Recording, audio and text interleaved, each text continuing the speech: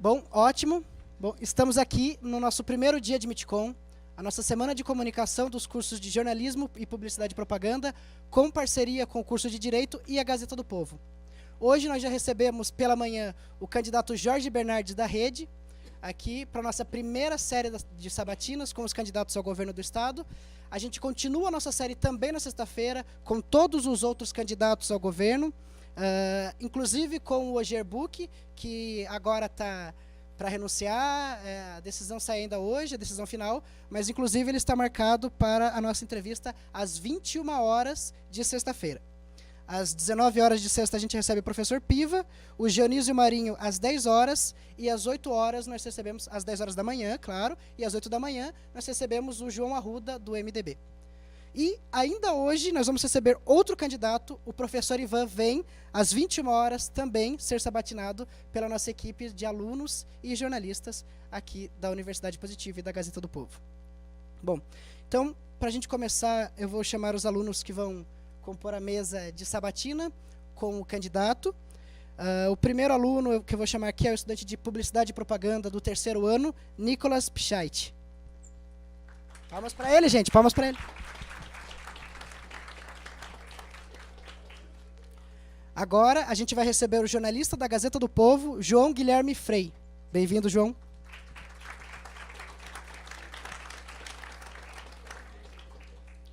E também o tesoureiro do Centro Acadêmico de Jornalismo, Marcos Guérios.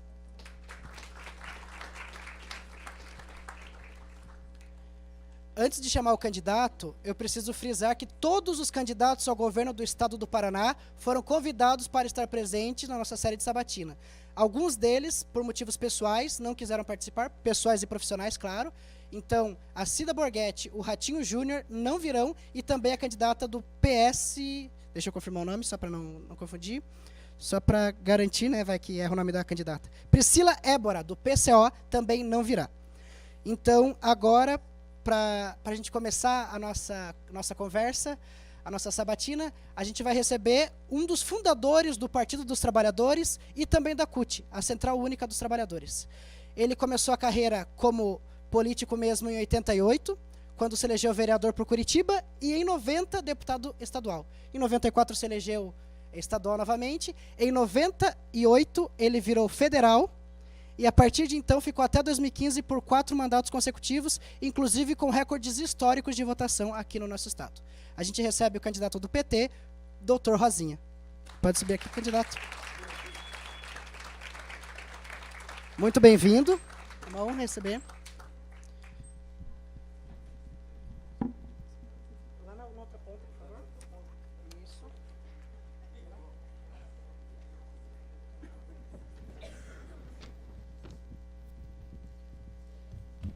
Bom, o microfone está funcionando. Todo mundo me ouvindo? Daqui? Ótimo. Laís. Então, pelo que eu contei ali, né, candidato, o senhor tem um histórico já grande na política. O senhor foi um dos fundadores de um dos partidos mais importantes da história recente do país. E o seu partido, aí o senhor tem um histórico, mas dessa vez o seu partido vem com uma chapa pura para a eleição. Eu queria que o senhor começasse, principalmente por o senhor também ser presidente estadual do Partido dos Trabalhadores, eu queria que o senhor começasse explicando o porquê dessa decisão de formar uma chapa pura e também de lançar sua candidatura. Antes, claro, eu acho que eu preciso informar também para quem está assistindo as regras e como vai funcionar. Então, a gente dividiu o nosso programa em 4 partes. A primeira parte, são esses 5 minutos iniciais, o candidato irá se apresentar e falar sobre suas propostas. Na segunda parte, serão 20 minutos seguidos, em que o candidato vai responder às perguntas da mesa. Depois, os outros 20 minutos serão de perguntas dos alunos da universidade previamente gravadas, através de vídeo. E daí tem 3 minutos finais para o candidato fazer a conclusão e se despedir e também, né, tentar angariar votos, que a partir de amanhã começa a candidatura de fato. Então, acho que o senhor pode começar se apresentando e, na sequência, responder a pergunta que eu fiz. E onde que eu vejo o cronômetro? Eu vou mostrando para o senhor. Tá bom. Vamos cronometrando junto. Tá bem. Bem, boa noite a vocês. Antes de falar qualquer coisa, eu quero comunicar e dizer a todos que eu estou aqui com a minha companheira, com a minha mulher, a Marta, e também com a candidata vice, Ana Terra, que, como vocês aqui, ela é jornalista e trabalha na área de cultura. E outros companheiros, fotógrafos, jornalistas que me acompanham. Nesses dias de sabatina, e aonde eu tenho oportunidade de falar, eu procuro, antes desses sempre 5 minutos iniciais, mostrar de onde eu vim, né? E para que as pessoas possam entender que na política há origens diferentes. Eu não sou de família tradicional, não sou de família de políticos, eu sou o primeiro da minha família que entra na vida pública. Eu nasci em 1950, século passado, viu, gente? No município de Rolândia. Meu pai era trabalhador rural, empregado na roça, e eu trabalhei na roça com ele, que depois ele comprou um sítio. Trabalhei na roça com ele até os 18 anos de idade. A minha escola primária foi uma escola primária rural. E quando eu comecei o ginásio, o primeiro ano meu de ginásio, eu fui morar na cidade, na casa de um parente do meu pai. Estudava pela manhã no ginásio e à tarde eu era faxineiro. E na casa dos retalhos. No segundo ano, fui no distrito do município de Rolândia, em São Martinho, e trabalhava numa loja também de faxineiro e atendendo o balcão na parte da tarde, e pela manhã eu estudava. O terceiro, quarto ano de ginásio, na época eu tinha científico, primeiro, aí meu pai comprou um jipe, ele e meu tio, e eles nos levavam, eu e meus primos, para as aulas à noite, e ele ficava dentro do jipe, ele e meu tio, uma noite uma, outra noite outra, esperando nós sairmos das aulas. Então, aí eu fiz à noite. E com 17 anos de idade, na escola rural onde eu estudei, faltou professor. Professora não tinha, porque era, na época, é considerado longe da cidade. Hoje, com asfalto, é pertíssimo. Eu me tornei professor primário de uma sala multisseriada de terceira a quinta série. Aos 18 anos, para 19, eu deixei de trabalhar na roça, porque a aula eu dava num período, estudava à noite, no outro período eu trabalhava na roça. E vim para Curitiba, graças a um enorme esforço do meu pai e da minha mãe. Eu sou o filho mais velho, por parte do pai, e por ser o mais velho, fui o primeiro a sair para estudar, que o meu pai me enviou, com muito esforço. Aqui em Curitiba eu não passei no vestibular no primeiro ano, passei no segundo ano, mas não em universidade pública. Passei na Universidade Católica do Paraná, que hoje é PUC. Mas eu passei no segundo ano. E o segundo ano, para me manter aqui, eu trabalhei de encadernador e de impressor na gráfica do próprio cursinho, do Dom Bosco, cujo empregado lá era o Oriovisto. Como eu era empregado, ele também era. Agora vocês sabem quem ele é. Bom, e sabe também quem eu sou, a trajetória de cada um, né? E o lado que foi tomando na sociedade. O Oriovisto é candidato ao Senado. Sim. E também ex-reitor da Universidade de Sim, Curitiba. por isso que eu sei disso. Ele era empregado do Dom Bosco, eu também era empregado do Dom Bosco. E aí cada um segue um lado. Eu tenho um lado para lutar, ele teve outro. Então, aí hoje estamos de lados diferentes. Mas teve um período em que caminhou pelo menos um ano junto. Eu fazendo apostila para ele dar aula. Me formo médico em 1976, faço pediatria e em 78 termino o curso de pediatria, depois eu faço especialidade em saúde pública e faço especialidade em saúde do trabalhador. Durante o exercício do mandato de deputado estadual, eu fiz concurso para professor da Universidade Federal do Paraná, na área de medicina, e passei. Fui chamado como professor substituto, dei aula 2 meses, depois avaliei bem se valia a pena continuar dando aula ou se eu deveria continuar no exercício do mandato de deputado. Um ou outro eu tinha que renunciar. Renunciei o curso de professor, continuei na vida pública e sou funcionário público da Prefeitura de Curitiba aposentado. 26 anos de vida pública, eu fiz opção de me aposentar como servidor público e não como deputado federal. E muita gente pergunta de onde que eu ganhei o apelido. O apelido veio na faculdade, por eu usar camiseta cor-de-rosa. Eu tinha acho que uma meia dúzia de camisetas da mesma cor, e todo dia eu usava uma, mas na faculdade, que na época não se dizia assim, mas hoje se diz, vítima de bullying, o apelido pegou. Então, o apelido de Rosinha. Quando eu vou para o hospital trabalhar, fazer residência médica, aí as mães das crianças, que eu sou pediatra, e o pessoal do hospital passou a me chamar de Dr. Rosinha. E quando eu fui candidato a primeira vez, em 1986, eu tentei usar só o Rosinha em material de campanha. E não pegou, porque o pessoal perguntava, quando não tinha fotografia, se era homem ou era mulher, né? E aí nós optamos em usar o Dr. Rosinha em campanha, não por arrogância, mas por artigo definido de gênero. Então foi a razão do doutor Rosinha. E depois que eu termino o mandato de deputado em 2015, eu fui convidado a assumir o cargo de alto representante geral do Mercosul e aceitei.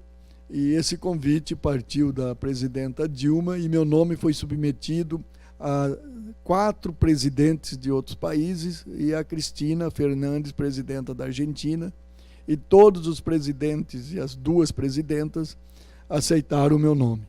Então nós fomos morar, eu e minha mulher, nós fomos morar em Montevidéu, e eu fiquei 2 anos como alto representante geral do Mercosul, o mais alto cargo do Mercosul, e que deixou de existir logo após o golpe. O Michel Temer não só acabou com isso, mas depois do golpe, o Mercosul está claudicante. A Unasul, cujo secretário-geral era o Ernesto Samper, ex-presidente da Colômbia, deixou o cargo no mesmo dia que eu, dia 31 de janeiro de 2015. Até hoje não foi indicado nenhum outro. E a Colômbia entrou na OTAN e saiu da Unasul. Então veja a catástrofe que estava ocasionando um golpe de Estado no país mais importante da América do Sul. Nós hoje não temos nenhuma soberania mundial, e o país não trabalha mais pela integração da América, e hoje é um país irrelevante no cenário mundial, tanto economicamente como politicamente. E eu fui eleito presidente do PT no ano passado, e esse ano, por indicação unânime de todas as forças políticas do partido, eu fui indicado como candidato a governador, o que eu fiquei muito feliz pela unanimidade das forças políticas.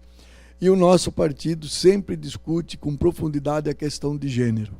Tanto é que temos uma mulher candidata a vice, que é a Ana Terra, que muito me orgulha pertencer a um partido em que a questão de gênero é muito debatida, e um partido que constrói a participação das mulheres na política. E a candidata ao Senado é a Miriam Gonçalves, advogada trabalhista, ex-vice-prefeita de Curitiba no mandato anterior do PDT. E nosso candidato, que foi a presidente da República, que foi registrado hoje, é a candidatura do Lula, do qual eu tenho muito orgulho, como disse, ser fundador do PT. Eu participei da fundação do PT no dia 10 de fevereiro de 1980. Esses dias atrás, há uns meses atrás, até nem sabia que existia, a Marta encontrou uma foto minha lá no encontro, porque antigamente quase ninguém fotografava, né? Então, não só tem assinatura na ata, mas também a foto. Então, essa é um pouco da minha vida, que eu coloco agora para disputar. E por que eu conto isso? Para dizer que os berços que nasce cada um de nós é diferente. E a história da vida de cada um de nós, ela vale para a vida pública. Se você tiver uma história que jamais teve dificuldade, que jamais pisou no barro, que jamais caminhou de mão dada com aqueles que são oprimidos, com aquelas pessoas que são exploradas, jamais você vai ter olhar para eles. No mais, é discurso vazio. Se você tem gente que vem da mesma origem que a minha, mas passa a ter vergonha dela, passa a negá-la e não a retratá-la. Eu lembro disso, que muitas vezes cobravam, diziam para o meu pai: olha, você mandou teu filho para estudar, ele vai virar as costas para você. E nem para a formatura dele você vai ser convidado. Imaginavam. Mas meu pai saiu do Cabo da Enxada, veio para a minha formatura. Então, para mostrar que quando nós colocamos a nossa candidatura a governador, não é para ser mais um candidato ou uma candidata como os outros qualquer. Não. É um candidato que vai olhar para fora do governo com um olhar diferente. Aquele cujo olhar só foi olhando os mármores de sua casa e os carros que sempre ganhou, não é o mesmo olhar daquele que veio do Cabo da Enxada para chegar a ser candidato e querer governar. Então, essa história é o que eu conto, com a finalidade de vocês entenderem da onde eu venho, e a razão da candidatura é ideológica e programática. Não é pragmática, não é para fazer do Estado um espaço de negócio familiar, como a gente vê no Brasil, de uma maneira geral. O Estado é usado como patrimônio, o serviço público como patrimônio pessoal, para ter ganhos pessoais. Deu tempo?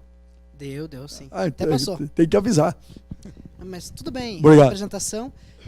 Então, a gente vai rotacionar o microfone agora, mas eu queria que o senhor respondesse a pergunta que eu fiz e vou emendar mais uma, já que o senhor citou... Então repete a pergunta, por favor. Isso. Já que o senhor já disse quem serão os candidatos, quem será candidato ao Senado, como que será Miriam Gonçalves, eu quero aproveitar e entender por que o PT veio com uma chapa pura aqui no Paraná e também por que a senadora Gleice Hoffmann abdicou de tentar uma reeleição.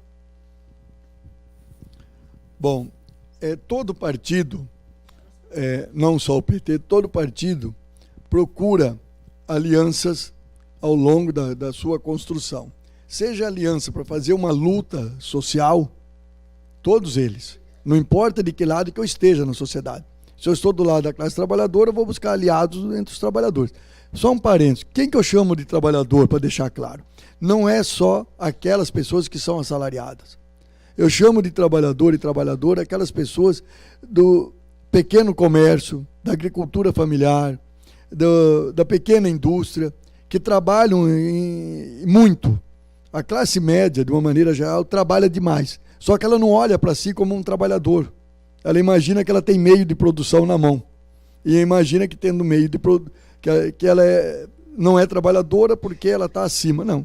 A classe média, de uma maneira geral, ela é muito trabalhadora. Ela é que não se enxerga no espelho como classe trabalhadora. Então, eu sempre me coloquei, e o Partido dos Trabalhadores sempre buscou, fora do período de eleições, alianças para as lutas sociais. E durante a campanha também se busca alianças. Mas nem sempre a aliança que se busca você consegue concretizar na prática. Até porque alguns partidos, às vezes você imagina que é possível executar o mesmo programa, ele não vai executar. Então o PT buscou alianças. E foi na construção, não foi possível construir essas alianças. Então é por isso que a gente sai sozinho. E nós saímos sozinho como partido, mas muito aliado a lideranças de movimentos sociais. A quantidade de sindicalistas que nos apoia é muito grande. Dos que lutam por moradia é bastante grande. Dos que lutam pela terra. Então nós temos muitos aliados na sociedade. E essas alianças, elas não precisam se dar, assim, vamos dizer assim, pragmática. A nossa é programática, as alianças.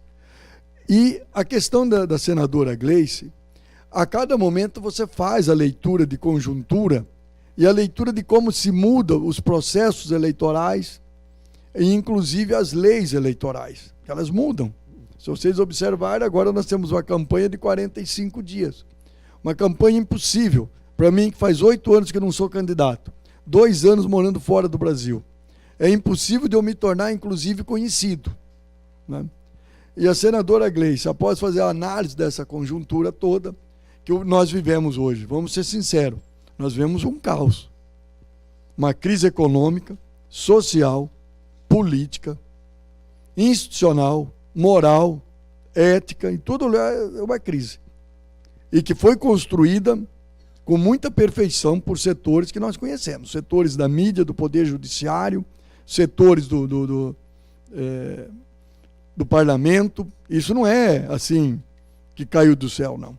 Então, ao fazer essa análise de conjuntura, nós fizemos a opção, a análise de conjuntura não se faz sozinho, de que a Gleice deveria ser candidata a deputada federal. Isso não é sempre opção individual de cada um, porque eu não sou candidato de mim próprio. Aquilo que eu falei, eu sou candidato de um colegiado. E as nossas candidaturas são definidas no colegiado. Então a Gleice sai candidata a deputada, mas nós vamos substituí-la pela Miriam, que a Miriam é uma companheira importante e vai enfrentar aquela quantidade de senadores, que eu nem contei quantos são, né? Todos homens, todos machistas. Eu também sou, todo mundo é. Uns mais, outros menos. Mas todos homens. Quer dizer, as mulheres que têm alternativa de eleição é com a Miriam. E quando eu digo que todos somos machistas, é que uns têm a consciência, e na sua consciência faz uma autodestruição do seu machismo. Eu me incluo nessas pessoas que todo dia, culturalmente, vai se autoconstruindo como um outro ser e autodestruindo aquele ser que você nega porque você construiu ele culturalmente ou foi construído culturalmente. Então, nós temos uma candidatura feminina, feminista e gente qualificada.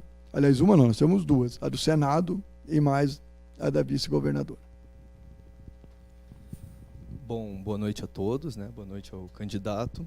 Eu vou fazer uma pergunta sobre violência contra a mulher.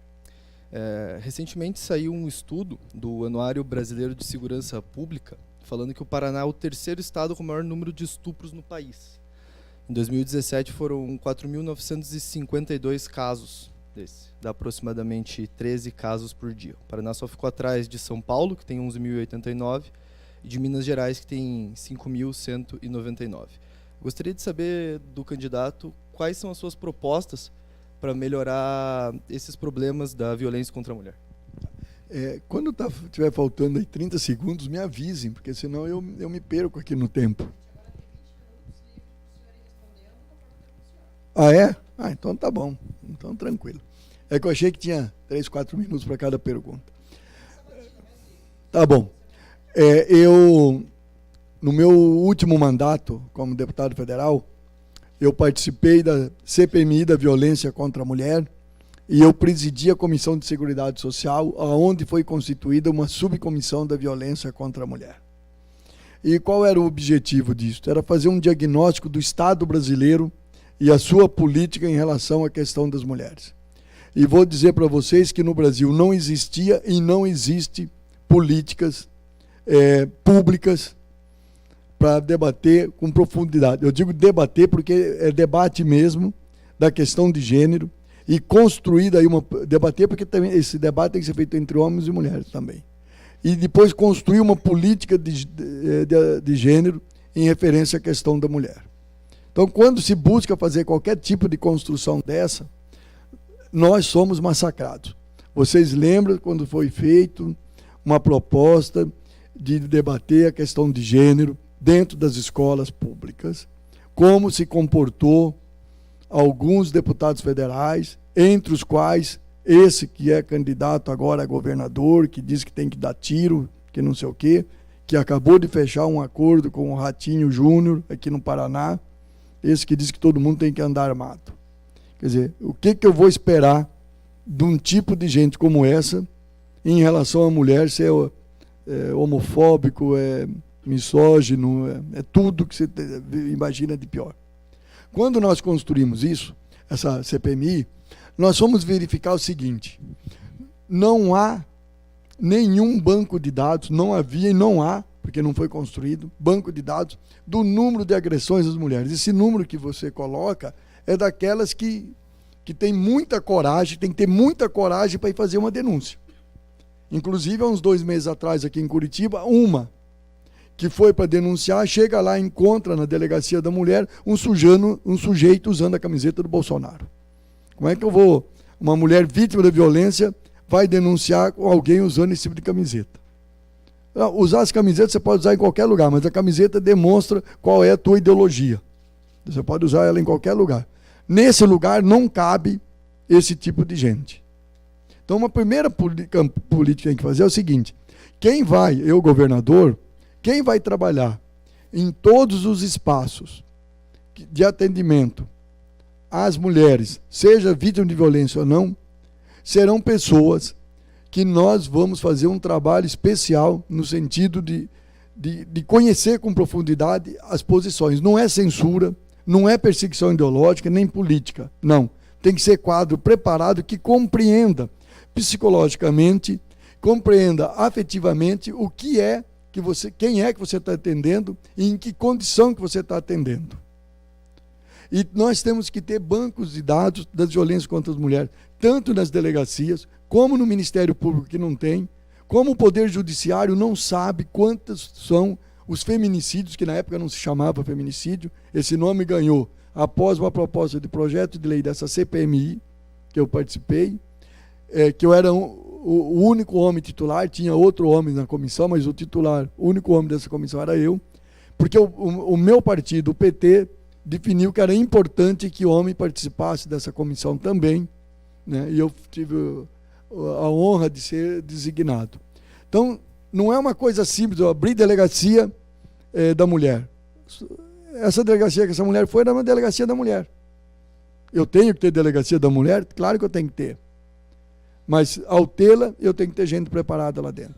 Então, a proposta de governo, primeira coisa, Secretaria da Mulher. Tem que ter, porque é política específica. E é uma política específica, mas também uma política transversal. Eu não posso tratar só a questão da mulher fechada aqui, sem eu passar pela questão da saúde, sem eu passar pela educação, pela segurança pública. Então, é uma política transversal que tem que ser executada. Esse negócio, por exemplo, de ideologia de gênero, que vem sempre por cima da gente, como ideologia de gênero, eu quero dizer o seguinte: eu, governador, as escolas será local de livre pensar. Filosofia, sociologia, história, geografia. A criança vai lá para aprender a pensar. E não para sair dali robotizada ou escravizada.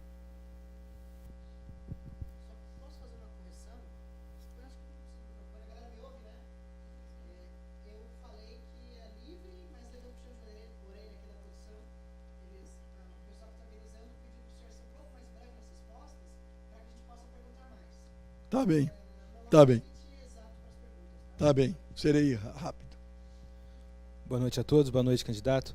O senhor está colocando seu nome à candidatura ao governo do Estado, em que tem um setor agrícola muito forte, um setor agrícola muito organizado, economicamente muito forte, portanto, politicamente muito forte. Se reuniram em sabatina com os candidatos nessa semana, o senhor não participou, mas é um setor que tem um modo de agir já muito tradicional, quer dizer que é uma pressão comum em cima do Estado para tentar flexibilizar muito a legislação ambiental e poder, assim, produzir e plantar mais. O senhor vem de uma atuação parlamentar que destoa um pouco desse modo de fazer. O senhor, por exemplo, militou muito em defesa do Código Florestal. Quer dizer, a pergunta é possível conciliar esse modo de pensar a natureza, esse modo de pensar a agricultura, com esse modo que já é tão enraizado no Estado de produzir, desse modo de plantar do Estado? Como que o senhor pretende organizar esse setor? Como o senhor pretende lidar com isso, partindo do pressuposto de que é impossível romper com isso, né? Quando o João faz a pergunta, se chama Federação da Agricultura do Estado do Paraná, a FAEP, que vive dizendo que são democratas, organizam debate com os candidatos, mas o do PT não foi convidado para o debate. E, portanto, é uma coisa que não é democrática. Ou seja, é aquilo que eu falei no meu começo aqui, há lados na política. Eles já definiram o lado deles e qualquer um dos outros 3 candidatos serve para eles. E quem são eles? Os grandes proprietários rurais que entopem de veneno, que eles querem que chame de outra coisa, mas é veneno mesmo. Veneno que está envenenando todos nós. São eles aqueles, como bem disse, que são contra a mata ciliar e preservação ambiental. Então, eu não serviria para eles para fazer o debate. Aqui no Paraná, eles são grandes produtores de de soja e outros produtos, e milho transgênicos para exportação. Vão continuar produzindo como eles querem produzir, da maneira deles. Agora, a questão da legislação ambiental, eu, governador, e a Ana, vice, nós vamos fazer respeitar a legislação. Nós vamos fazer fiscalização sanitária, da vigilância sanitária. Nós vamos fazer com que cumpra os limites legais que já são muito acima do permitido da questão do uso dos agrotóxicos. E vamos dar prioridade à agricultura familiar, porque o atual governo tem destruído. Só a Emater perdeu uma quantidade enorme agora de técnicos. Nos últimos anos, a agricultura familiar diminuiu em 20% da quantidade de propriedade. Então, nós vamos dar como prioridade a agricultura familiar e a produção orgânica. Há uma lei estadual que nenhum governo cumpriu, ela foi aprovada muito recentemente, mas o Beto Richa não cumpriu, nem a Cida está cumprindo, e nem o Ratinho, que foi secretário, pediu para cumprir, que obriga o consumo de agricultura orgânica nas escolas, fazendo a substituição gradativa do atual produto, que é, mesmo que seja da agricultura familiar, com agrotóxico para produto orgânico.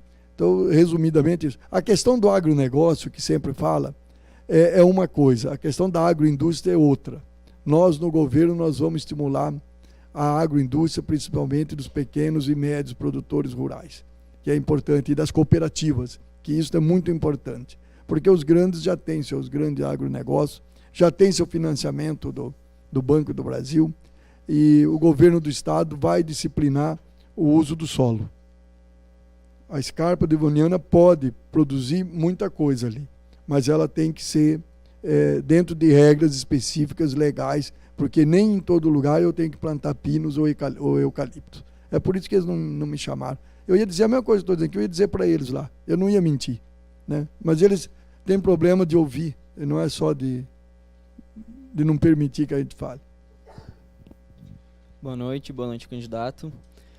Eu, como estudante de publicidade, futuro publicitário do mercado, eu gostaria de saber qual vai ser a relação do seu mandato, do seu governo com a publicidade.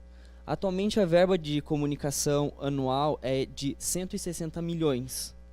Você terá esse valor como base para a sua verba de comunicação ou você aplicará cortes em cima dela?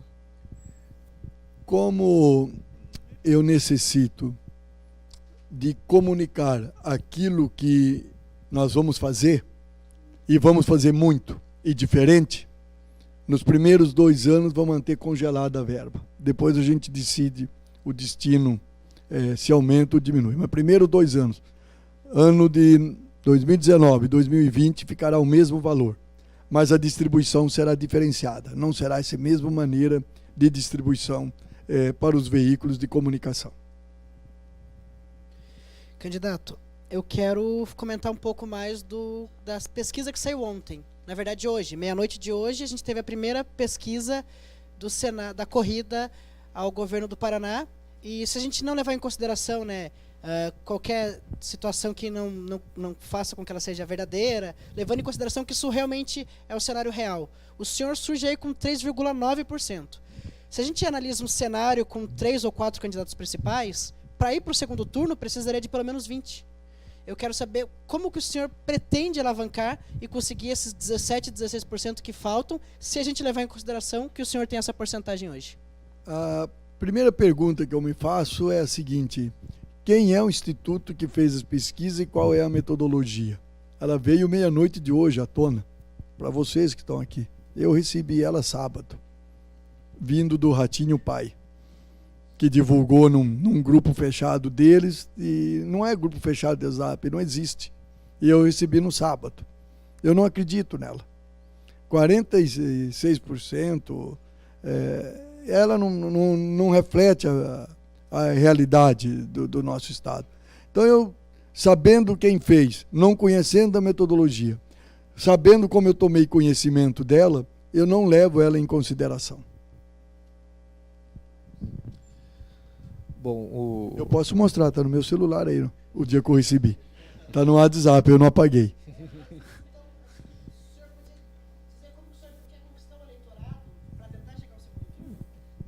Isso, primeiro, é me tornar conhecido.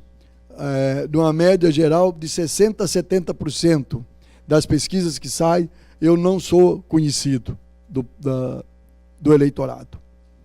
Segundo, de 60% a 70% do eleitorado, na espontânea não tem candidato.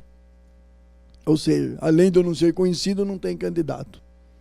Então eu posso vir a ser o candidato desses setores. E a terceiro é eu participar de todo o debate que eu for convidado, seja de rádio, televisão, e fazer o máximo de disposição para me tornar conhecido.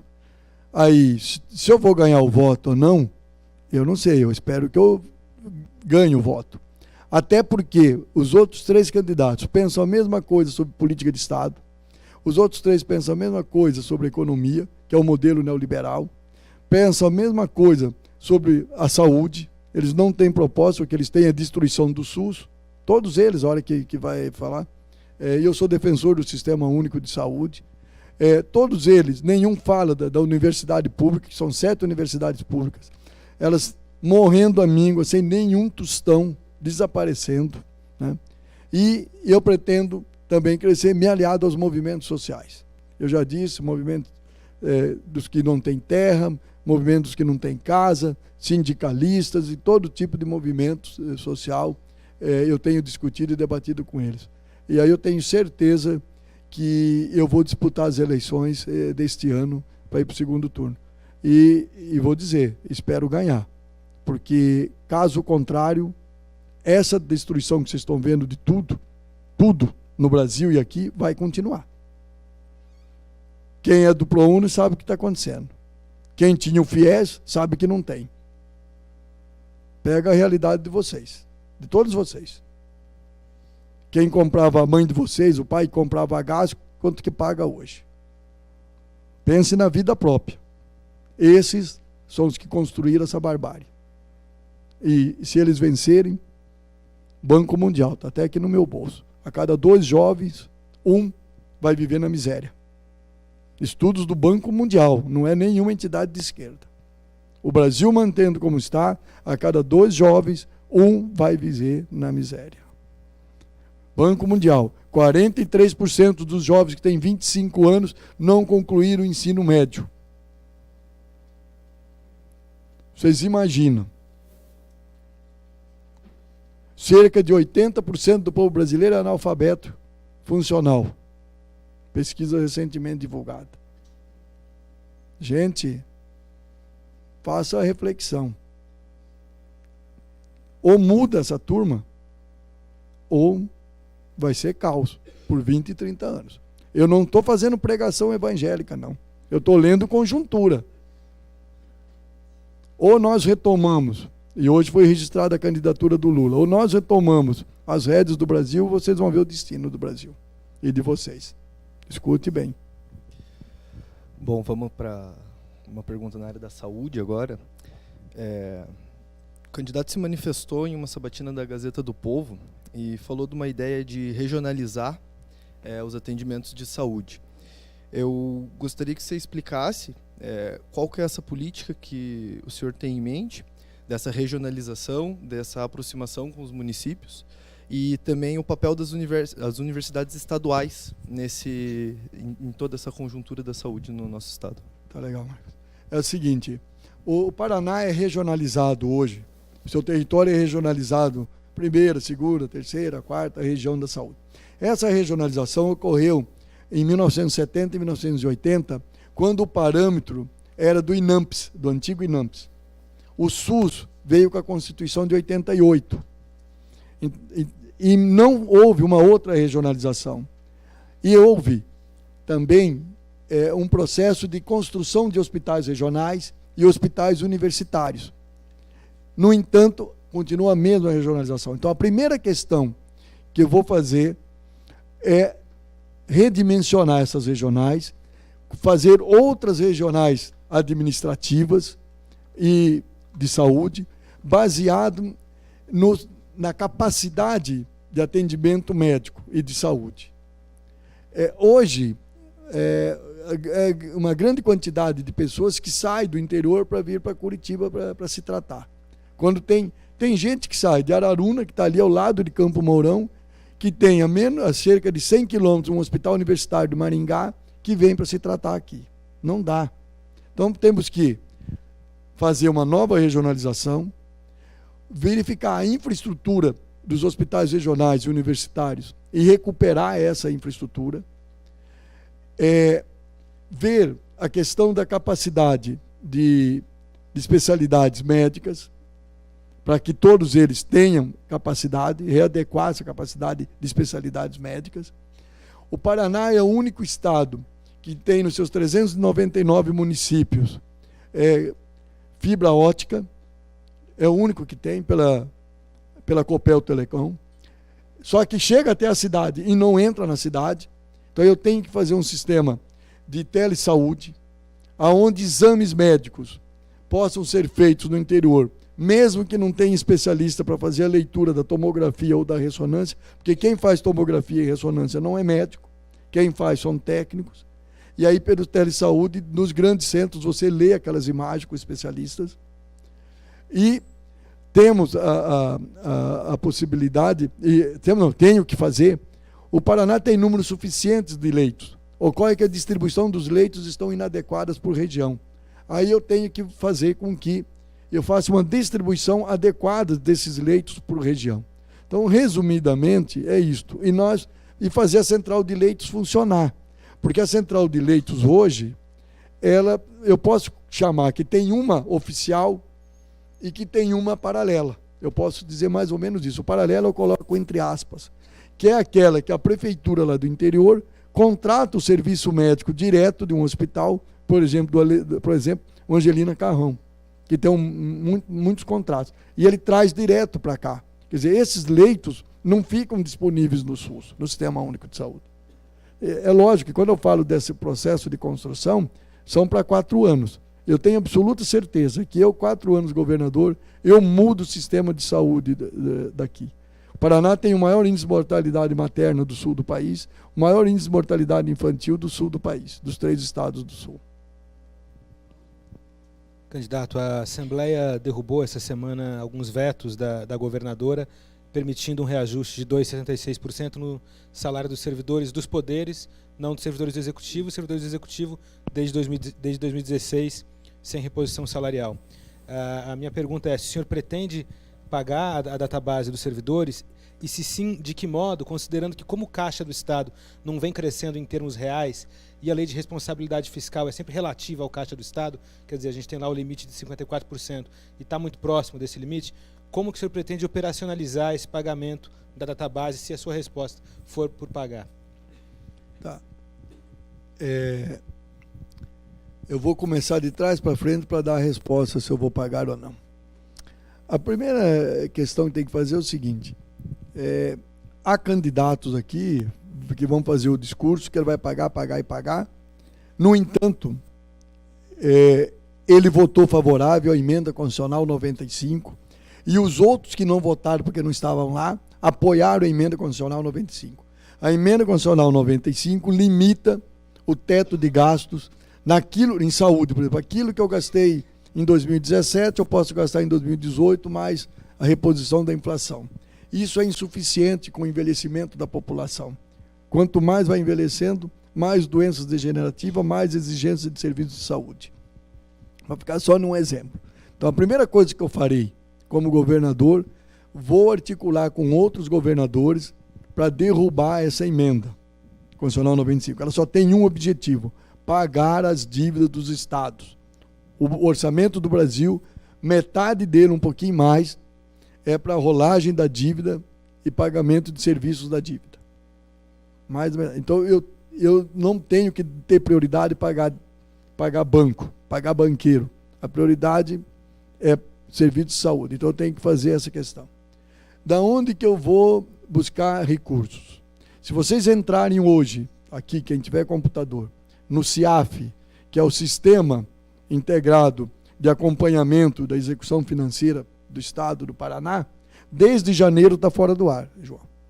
Desde janeiro nem a governadora sabe quanto ela arrecada, nem quanto o Estado gasta, nem como gasta, nem quem paga e quanto paga. Desde janeiro. Então, eles alegam que o Estado está quebrado, pode estar quebrado ou pode estar superado, porque eles não têm capacidade de acompanhar isso. O senhor Beto Richa quebrou, a dona Cida ficou quieta e o Ratinho também, que era secretário. O Paraná tem um agravante ainda, que foi a antecipação do ICMS, que o governador antecipou o ICMS, e perdoando ainda parte das dívidas. Quer dizer, então, o próximo governador vai assumir nessa situação bastante dramática. Então, o que tem que fazer? Primeira coisa, nós vamos fazer auditoria em todos os contratos de serviços, obras e de consultoria. Todos, porque eu tenho certeza que se o quadro negro estava superfaturado e outros quadros são mais negros que o quadro negro, eu vou ter que fazer uma auditoria. Então, faremos auditoria de todos isso. Segunda coisa, um sistema, eu tenho que corrigir o CIAF e fazer um sistema inteligente de acompanhamento fiscal. Sistema inteligente. Hoje não se sabe quem está sonegando e quem está pagando. Então, eu tenho que montar um sistema bastante eficiente e inteligente para isso. E hoje, apesar de tudo isso que eu estou descrevendo, há como pagar o 2,76 que foi estendido aos outros poderes. Então, há como pagar isto.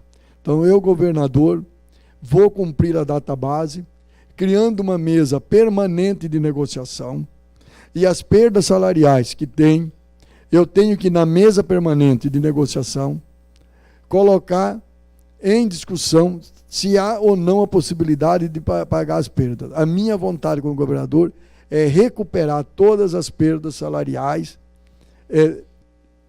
dentro de todo esse processo ao longo dos 4 anos. Eu não vou prometer que eu vou fazer no primeiro ano, porque eu estaria mentindo. Mas em 4 anos é possível recompor as perdas salariais dos servidores e mais, recompor o quadro de servidores. Hoje a Polícia Civil tem mais delegacia que delegados. Falta de 6 a 7 mil policiais militares. Gente, vocês não sabem o que é Beto Richa, o que é essa turma aí, e agora a turma que é herdeiro dele, que é Ratinho e Cida, são os herdeiros dele, né? Diretos, também indiretos. A gente tem 2 ou 3 minutos para não estourar o tempo, ficar meio igualitário entre todos os candidatos. Então, o Nicolas faz a última pergunta dessa parte e daí logo na sequência nós passamos para o vídeo. O senhor tem 3 minutos, assim, bem debate televisivo para responder essa pergunta, tudo bem? Tranquilo. Vou mesclar 2 temas, transporte e turismo. Você acredita, ou qual é a sua opinião sobre implantações de ciclo-rotas entre regiões do estado e cidades do estado, podendo ser uma possibilidade de um transporte público mais limpo e uma opção para fomentar o turismo local e regional? A resposta podia ser só um simples assim, sim. Agora é o seguinte, o Paraná, eu conheço o estado inteirinho, não há região que eu não conheça. O Paraná de Curitiba, região metropolitana, é um, do Norte Pioneiro é outro, do Centro Expandido é outro. E no estado do Paraná nunca houve planejamento estratégico de desenvolvimento. Você tem que fazer um planejamento para o estado, mas mais do que isso, um planejamento regional. E no planejamento regional eu vou identificar quais são as necessidades de infraestrutura que eu tenho que construir, porque eu tenho que construir, vai ser necessário, e quais são os pontos e os roteiros turísticos que eu posso fazer. Prudentópolis, por exemplo, tem uma quantidade bastante grande de cachoeiras. E muita gente aqui de Curitiba não sabe disso. Aqui, União da Vitória também tem. Então, nós temos que identificar todos esses nichos diferentes por região, qual é a característica de cada região, fomentar o turismo e fomentar a questão da cultura, né? Não dá mais para ficar só no sertanejo universitário, que não é nem sertanejo nem universitário, porque eu não acredito que os universitários sejam tão ruins na qualidade musical. Então agora a gente passa para a nossa primeira pergunta gravada pelos alunos dos cursos de jornalismo, publicidade e direito.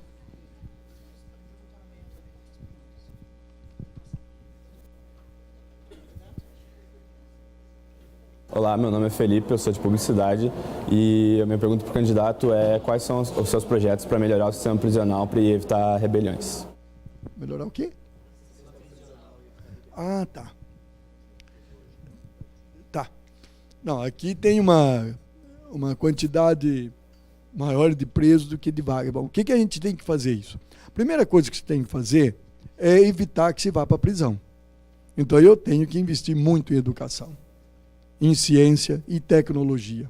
Eu falei agora há pouco que 43% dos jovens brasileiros de até 25 anos não têm o nível médio concluído. Eu tenho que identificar qual é a afinidade dessa juventude toda e identificar como? Com especialistas? Não, no diálogo com eles. Nós vamos fazer diálogo constante com a juventude, diálogo aberto, porque nós temos que encontrar um caminho, nós, que eu digo o poder, o governo tem que encontrar o caminho de tal maneira que tire a juventude dessa situação. Porque dentro de uma sala de aula hoje é muito menos atraente do que ficar olhando o celular. Então o pessoal prefere ficar olhando o celular do que dentro de uma sala de aula. Eu não estou dizendo que tem que tirar o celular. Não, nós vamos usar o celular justamente para trabalhar o processo educacional. Então a primeira coisa é essa. A segunda coisa diz respeito, além da educação, o que eu vou fazer de oferta de cultura, esporte, lazer. O Estado tem a obrigação de fazer isso. Sábado e domingo, escolas fechadas, não tem por que ficar fechada. Nós temos que criar políticas que nos finais de semana a juventude tenha um espaço onde possam exercitar a sua criatividade e aí é um espaço. As universidades públicas, que são 7, elas não têm que ficar fechadas para a juventude, não ficar só no processo fechado da educação. Nós temos que abrir. Então eu tenho que diminuir, e com isso eu vou diminuir a criminalidade. E quando está preso, respondendo a pergunta do Felipe, quer dizer, se cobra muito a construção de penitenciária. Primeiro, cerca de 30% dos presos estão indevidamente presos.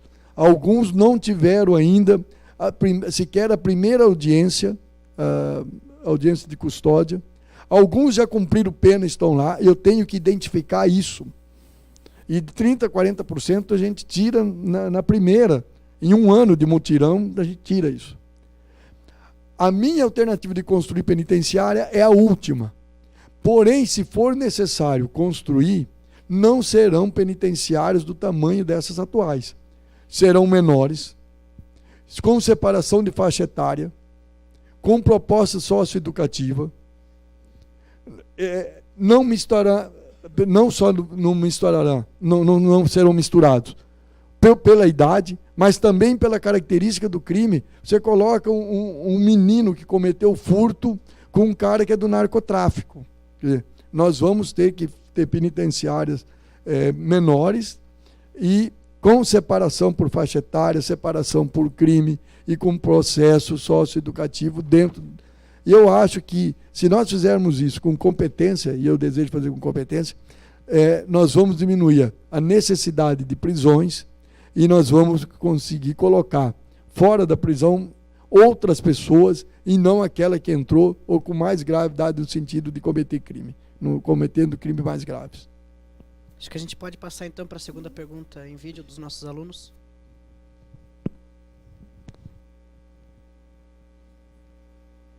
Oi, meu nome é Isaac, eu faço Direito e eu gostaria de saber quais são as propostas econômicas que cada candidato tem para lidar com essa situação, nessa crise que a gente está passando. O que ele fez não é uma pergunta fácil, ela é difícil. Até porque a economia mundial vive numa crise. E uma crise causada pelo capitalismo financeiro. O capitalismo financeiro hoje, ele faz a especulação financeira e quanto maior a crise, mais ele ganha. E, no entanto, a gente tem que gerar emprego. Bom, para eu gerar emprego nesse momento, eu tenho que discutir hoje a Constituição do Brasil, que coloca 44 horas como carga horária. Gente, com toda a tecnologia de informação que eu tenho, ninguém mais precisa trabalhar 8 horas por dia. Isso, só que um governo do Estado não tem como ele fazer isso. Países europeus já estão reduzindo para 36 horas por semana, e eu acho que, se nós quisermos gerar muito emprego, tem que fazer redução de carga horária. Senão não tem jeito. E o Estado do Paraná, para você ser gerador de empregos, você tem que fazer o desenvolvimento. E aquilo que eu falei antes, eu tenho que planejar o desenvolvimento regional, por região. E se antes as grandes empresas exigiam terreno para se instalar, hoje as empresas exigem pouco terreno. Elas exigem mais que você tenha um sistema de internet eficiente. E nós temos a Copel Telecom, que pode dar um sistema eficiente para a atração de empresas. E você tem que fazer o seguinte, hoje se avança muito na compra de produtos pela internet. Só que isso são os grandes oligopólios que faz isso, ou os grandes monopólios, ou é monopólio ou oligopólio que faz a oferta. Enquanto o pequeno comerciante vai desaparecendo, vai se tornar desempregado. Você tem que permitir, pelas redes sociais, uma abertura de todo esse processo. Eu sei que isso é difícil de ser executado, não é fácil, porque o governo do Estado, pouca capacidade ele tem. Veja só, cadê o Banestado, que foi privatizado? O Banestado era um instrumento que eu tinha na mão como governador de fazer o desenvolvimento do Estado através de empréstimo. Eu não tenho mais. Eu tenho hoje um fundo de fomento limitado e eu tenho hoje o Banco Regional de Desenvolvimento Econômico e Social, que também limitou agora os seus empréstimos. Então, passa muito pela política nacional. Por isso que eu volto a dizer, se quisermos mudar o Brasil, tem o Lula candidato a presidente. É ele que pode fazer voltar o Brasil a crescer. Nenhum outro fará. Escute o que eu estou falando. Nenhum outro vai gerar emprego. Nenhum. Porque nós temos que mudar o modelo econômico. O modelo neoliberal não gera emprego. E um governo do Estado, como eu disse, tem limites. Mas o sistema de banda larga, o sistema de cabo, de fibra ótica pela internet, pode aumentar empregos. Os desenvolvimentos regionais podem aumentar emprego. As rotas propostas podem aumentar emprego. E a outra situação é recompor o quadro de funcionalismo. Mas aí essa situação não é a prioritária no sentido de resolver o problema da sociedade. Ela não resolve o problema da sociedade. A gente pode passar então para a terceira pergunta dos nossos alunos. Olá, meu nome é Giovana, sou estudante de jornalismo do 4º ano. Bom, eu gostaria de saber se você é a favor da reforma da Previdência aqui no estado do Paraná. Se você não for, quais são as suas propostas para mudar esse cenário no nosso estado? Bom, a Giovana está ali na frente, tá ali inclusive. na frente. Não é funcionária pública, não, né? Mas ela está preocupada com o Paraná Previdência. Então eu vou começar, Giovana, naquilo que você tinha que estar mais preocupada, hoje, que é o regime geral da Previdência Social. No regime geral da Previdência Social não há déficit. Eu fui membro da Comissão de Seguridade Social e Família, fui presidente dela, acompanhava o tempo todo a questão do regime geral da Previdência. O discurso que há déficit não é verdadeiro. É que o Estado brasileiro tira dinheiro da Previdência para subsidiar, por exemplo, a micro e a pequena empresa recebe subsídio da Previdência Social. Só para dar um exemplo. O pagamento dos trabalhadores rurais é subsidiado. Então, o pagamento dos trabalhadores rurais, eles têm que continuar se aposentando, sim. Só que tinha que sair do regime geral da Previdência para ir para o orçamento próprio do Estado, para pagar. As previdências de servidores públicos são constantemente saqueadas. Eu sou funcionário da prefeitura aposentado pelo IPMC, todo asfalto novo da cidade aqui que está sendo saqueado do meu fundo de previdência. É isso que o prefeito está fazendo. Então eles tiram dinheiro da Previdência, raramente devolvem para fazer obras públicas. E é o que está fazendo o governo do Estado, distribuindo carros para as prefeituras que nem motorista tem para tocar os carros, né? Os carros ficam encostados, com dinheiro da Previdência. Quando foi votada a Previdência, Paraná Previdência, eu era deputado estadual. E na primeira vez que votou, eu fiz crítica, porque eu entendia que ela era insuficiente como ela estava sendo aprovada. E depois ela já foi revista 2 ou 3 vezes. E hoje, mantida do jeito que está, os servidores públicos não vão se aposentar. E quem vai pagar tudo será o povo paranaense, porque vai ter que sair do orçamento para cobrir. Então, qual é a minha proposta? Minha proposta é, no primeiro ano de governo, chamar o conselho que tem na Paraná Previdência, junto com técnicos do governo, fazer o estudo de qual é a capacidade de pagamento da aposentadoria e recompor, fazendo com que o Estado, talvez não dê em 4 anos, mas em 8 ou 10 anos, com esse estudo, ver que em qual momento poderá faltar o dinheiro, antes de faltar, durante o meu governo, começar a ter uma política de devolução para o Paraná Previdência e reformular o Paraná Previdência se necessário. Se necessário no sentido para ter meios próprios de financiamento. Porque hoje, como ela está, ela não vai pagar a Previdência. Então ela tem que sofrer uma profunda reforma, mas não é uma reforma imposta. Eu, doutor Rosinha, governador do Estado, junto com meia dúzia de técnicos, vou fazer isso. Não. Eu tenho que abrir o debate com todos aqueles, com os representantes daqueles que pagam a Previdência, porque tem a contribuição do Estado e a do servidor público.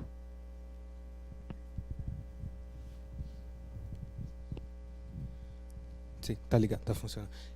Ainda nessa questão da Previdência, eu acho que uma coisa é o gasto que a gente, falando da Previdência Estadual, falando do Paraná Previdência, uma coisa é o gasto que a gente tem, é conseguir manter o Paraná Previdência saudável, em outra ponta manter o Paraná Previdência saudável, mantendo saudável o caixa do Estado.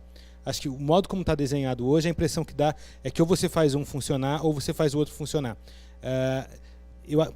Perguntando agora em relação à outra ponta, como fazer com que a Previdência não vá crescendo exponencialmente em relação à Previdência dos servidores, não vá crescendo exponencialmente em relação aos outros gastos do Estado, quer dizer, como manter a capacidade do Estado de gastar e ainda assim honrar os compromissos com a Previdência? Quando eu disse que tem que formular o estudo, João, é justamente para buscar esse equilíbrio. Porque, num dado momento, pode quebrar um e quebrar o outro. Quebrar os dois. E a gente sabe disso, né? Por isso que eu falo, eu tenho que fazer um estudo para eu encontrar esse equilíbrio de tal maneira que não quebre nem o orçamento próprio do Estado e tampouco quebre a Previdência. Porque hoje, mantido do jeito que está, a Paraná Previdência quebra e o Estado está inviabilizado. Os dois estão inviabilizados pelo mecanismo que foi feito. O que acontece, eu tenho tempo, é o seguinte. Nós temos que fazer uma coisa, pegar um pouco da história do Brasil. Quando houve o Estado Novo, o Getúlio Vargas pôs interventor em todos os estados. E ele ditava as regras e os governos seguiam. Era uma ditadura. Na ditadura militar, nós não tínhamos eleições. A federação tampouco existia, porque era imposto também. Os governadores eram indicados, os prefeitos das capitais indicados da área de segurança. Então, não existia federação no país. Bom, com a Constituição de 88, tenta recompor uma federação. Ser os Estados federados, né? Brasil, Estados federados. Porém, quando vem o Fernando Henrique Cardoso, ele impõe a privatização de vários serviços, entre os quais as telefônicas, os bancos, e aqui no Paraná tanto foi a Telefônica, a Telepar, como foi o banco. O modelo imposto tirou do Estado capacidade de investimento. Ele impôs a lei de responsabilidade fiscal, que dizia que era para combater a corrupção, e nunca foi para isso, e não combate, onde ele estabelece limites de gastos. Por exemplo, se eu tenho um município do interior que tem alguma indústria com boa arrecadação, e esse município só tem essa indústria, e uma população estabilizada, ou até diminuindo, todo o recurso que eu tenho a mais, eu não posso contratar funcionário para melhorar o sistema público de saúde ou de educação. Eu não posso, porque a lei... Quer dizer, então, se antes era interventor, hoje a intervenção é a lei. E nós vivemos numa situação que o Estado tem pouca capacidade de investimento, os municípios nenhuma. Acabou com esse modelo federativo.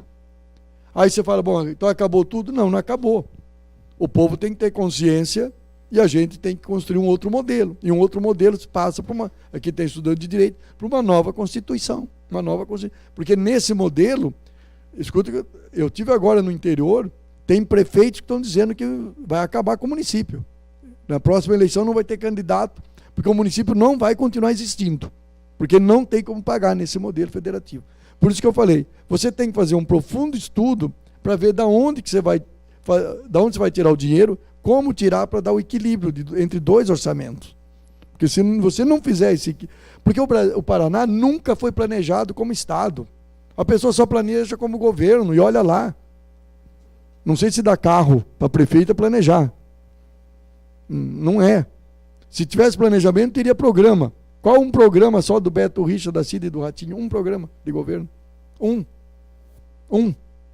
Digam, não existe. Você pode concordar ou não.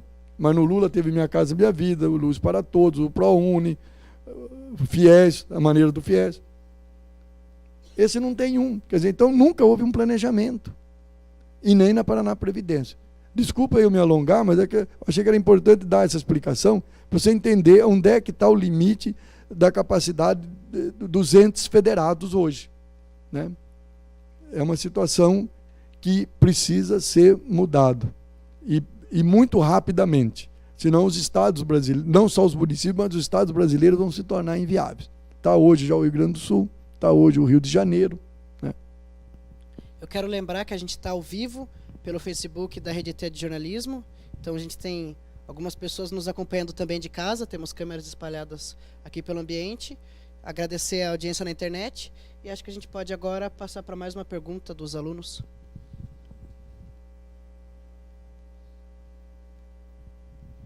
Meu nome é Gabriel, eu curso Publicidade e, candidato, eu gostaria de saber quais obras importantes o senhor pretende realizar para o desenvolvimento do Estado. Olha só, acabei de falar aquilo, olha a pergunta do Gabriel. É o seguinte,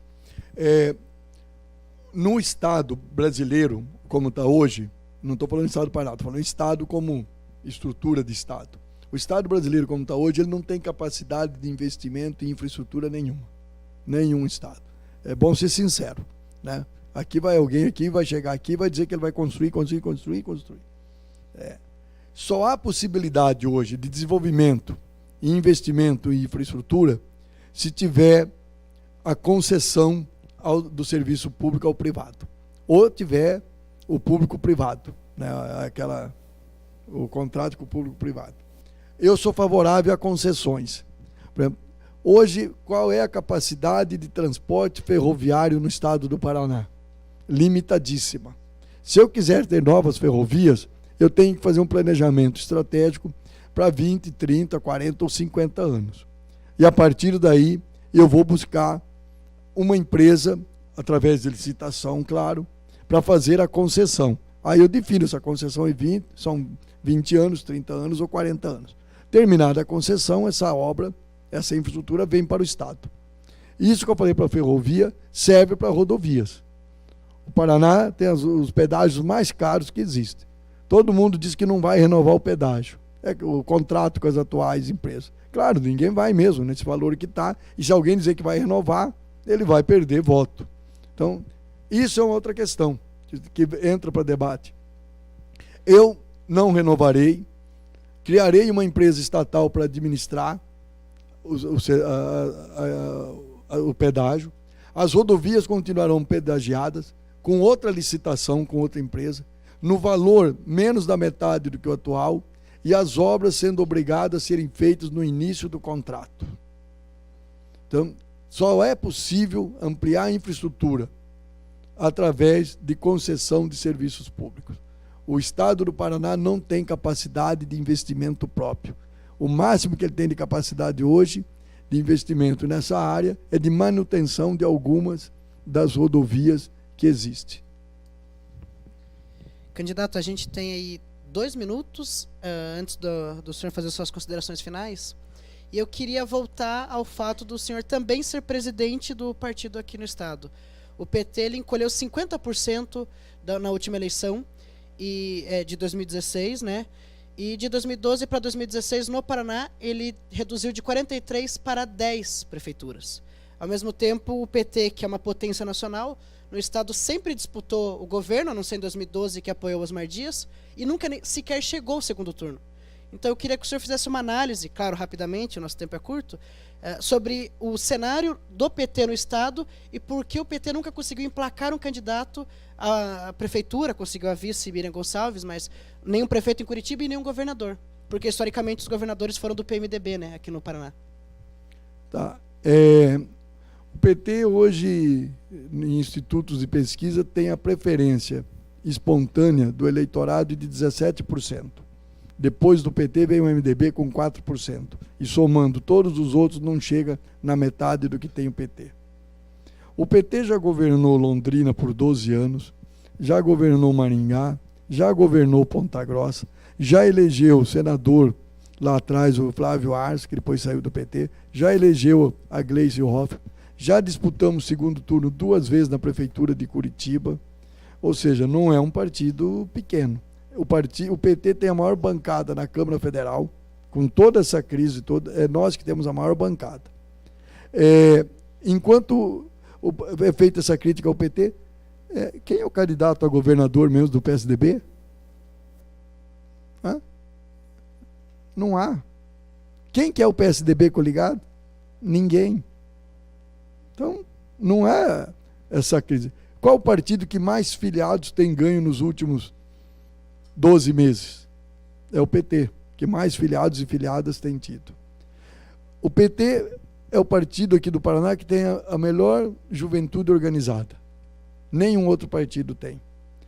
É o único partido que tem uma secretaria de mulheres, secretaria da juventude, e tem as companheiras e as mulheres organizadas. E a Ana é a nossa secretária de mulheres da direção estadual. Então não há essa crise que se diz. Alguns saíram do PT. Isso. Aí eu pergunto, será que eles deveriam ter entrado? Eu queria contrapor essa fala do senhor, porque se a nível nacional, como o senhor disse, o PT cresce, aqui no estado houve um êxodo, tanto de vereadores, se a gente for falar da prefeitura, por exemplo, o Greca ele tem uma situação gigantesca, não há oposição ao governo quase. E na Assembleia também. Eu queria só contrapor esse ponto, porque no Paraná houve uma redução de deputados de tanto pessoas no Legislativo e no Executivo de Curitiba e do Estado nunca houve. Aqui no estado do Paraná, em 2014, a coligação nossa elegeu 8 deputados estaduais. 3 Mas eles do PT. se desfiliaram. Não, 3 do PT, 4 do PDT e 1 do PRB. Nós elegemos 8. E elegemos, para deputado federal, a nossa coligação elegeu 6. Ou seja, 20%. 2 que não eram do PT, 2 se desfiliaram do PT. Agora, a explicação pessoal deles, é eles quem tem que dar, porque se desfiliaram. Mas aqui que tinha 3 vereadores, que também 2 se desfiliaram, foram para outro partido, não foram eleitos no outro partido. E quem tem saído do PT, normalmente, não consegue se eleger em outro. Vamos ver agora os que saíram. Então, o PT é um partido que mantém a coerência. E aqui no estado do Paraná, só uma coisa, eu vou dizer o seguinte, qual partido que não está em crise hoje? Qual? A população diz, eu não gosto de político, não gosto de política, não gosto de partido político. Todos estão em crise. O que menos crise tem é o PT, que aumenta o número de filiados e está na preferência espontânea do eleitorado. É o que tem a menor crise. O PSDB nem candidato conseguiu ter. Ninguém queria o Beto Richa, tadinho, na coligação. Ninguém queria. É que ele leva um quadro negro junto. Então, agora a gente vai para a nossa parte final, como candidato do PT. O senhor tem 3 minutos para fazer suas considerações finais, e o tempo aí, acho que eu vou ter que ser um pouco mais rígido nessa parte para ser equivalente em todos os candidatos. Já devia ser rígido desde o começo. É o seguinte, eu comecei dizendo de onde eu vim. E é lógico que eu termino dizendo aonde eu quero ir. E para ir eu quero que vocês venham junto, que é para governar o Paraná. Mas governar o Paraná para ser igual aos outros, não. O Paraná nunca teve transparência nenhum governo foi transparente. Nenhum mostra de onde vem o dinheiro, para onde vai o governo. E isso é possível ser feito. Para se ter uma ideia, é possível você fazer hoje transparência em tempo real da quantidade de carros que passam num pedágio. É possível fazer isso, mas nenhum faz. A segunda questão, para se governar, nós estamos vivendo um momento que eu não posso tomar decisão sozinho. Eu posso governar com a população. A tecnologia da informação me dá a possibilidade de diversos aplicativos para ouvir a população. E eu tenho condições de fazer conferências presenciais, conferências para debater saúde, educação, que vem desde o município. Então eu vou governar com transparência, vou governar com participação da sociedade, vou governar saindo muito às ruas para ouvir de uma maneira organizada, não vou ficar dentro do palácio, será diferente. Farei um governo que não soma do toma lá da cá. Eu não quero uma Assembleia Legislativa de clientes e de fisiologistas. Eu quero uma Assembleia Legislativa que seja ativa na participação da política. E o ativo que eu digo é debater politicamente com a sociedade. O que a sociedade quer? Porque ter deputado para representar segmentos sociais é uma coisa. Ter deputado para representar o povo é outro. Então eu quero fazer um governo diferente do que tudo que foi feito e é possível de fazer. E nesse 1 minuto dizer para vocês o seguinte, como médico, como eu disse, pediatra e sanitarista, eu tenho um sonho, eu sou construtor do SUS. Eu militei para construir o SUS, tanto no Centro Brasileiro de Saúde, como no REM, que era a Renovação Médica, em todos os movimentos que teve. Nos meus 4 anos eu quero fazer do SUS algo exemplar. O melhor sistema. Ninguém que está aqui, se sofrer um acidente, vai para ambulatório privado. Pronto, vai para dentro do SUS. É isso que atende. Todo mundo que chama o SAMU vai para o SUS. Todo mundo que toma vacina é o SUS. Cada um que come uma comida que não tem veneno, ou se tem veneno, ou é por falha da vigilância, ou porque a vigilância sanitária agiu. Tudo é sistema único de saúde. Então, a prioridade que eu vou ter de governo é saúde pública com transparência e participação. E obrigado pela oportunidade de estar aqui falando com vocês. A gente que agradece a participação, seja sempre muito bem-vindo à instituição. Candidato, eu quero agradecer também ao Nicolas, de PP, ao João Guilherme, da Gazeta do Povo, e ao Marcos, do curso de jornalismo e do Centro Acadêmico. Agradecer também a vice-candidata ao governo do Estado do Paraná. E a gente encerra aqui a nossa sabatina com o candidato Dr. Rosinha, do PT, mas logo na sequência, em questão de 15 minutos, às 8h50, nós estamos de volta com o professor Ivan, que também será sabatinado. Então a gente faz um rápido intervalo e volta com outro candidato na sequência. Obrigado e até mais.